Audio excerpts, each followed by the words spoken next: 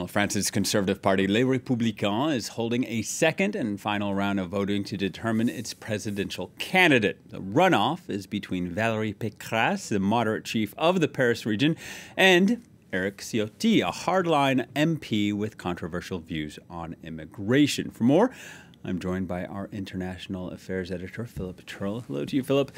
This party primary not without some drama because the favorite, Xavier Bertrand, voted out in last night's voting. If you had spoken to me at this time yesterday, William, and asked me who I thought was going to win this, I would have said Xavier Bertrand. And that just goes to show that there is a difference between a main election involving all French people and an election which is only held between militants, 130,000 militants, party members of the Republican Party who have voted in this.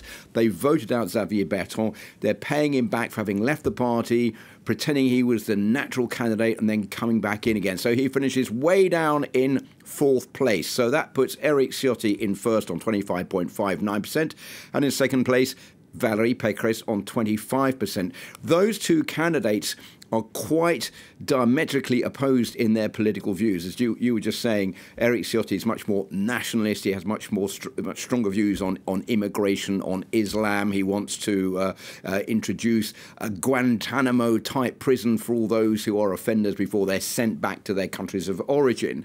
On the other hand, Valérie Pécresse is much more moderate, although she's tightened up her views on immigration and insecurity to sort of follow suit with what has been a general shift in France more to the right, if not the extreme right.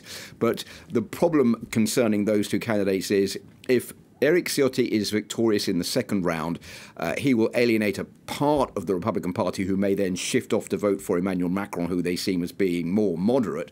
And if Valérie Pécresse wins, then she could see some of the supporters moving off to vote for Marine Le Pen or even Eric Zemmour, the far-right candidate whose only platform is anti-Muslim, anti-Islam, and trying to explain that France is going to be the victim of a replacement policy to do away with the French people and bring in a culture which has nothing to do with France.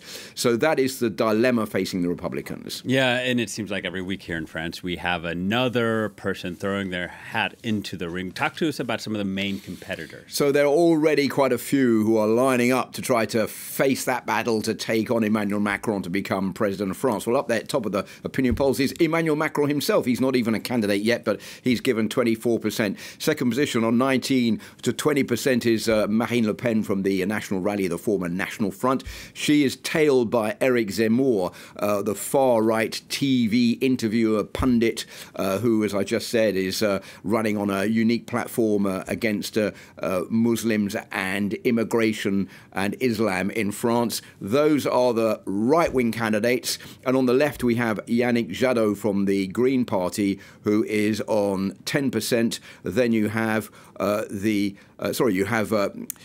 Jean-Luc Mélenchon, who is from the far left, on 10%. Then Yannick Jadot on 8%. And Anne Hidalgo, the mayor of Paris, she is right down on only 5%. She is from the Socialist Party. So France is shifting to the right, and the Republican Party is also shifting to the right. That can be seen from these opinion polls. Emmanuel Macron is expected to declare his candidacy probably sometime in the early part of next year. All right. Thank you very much, Philip. Philip Turl, our international affairs editor.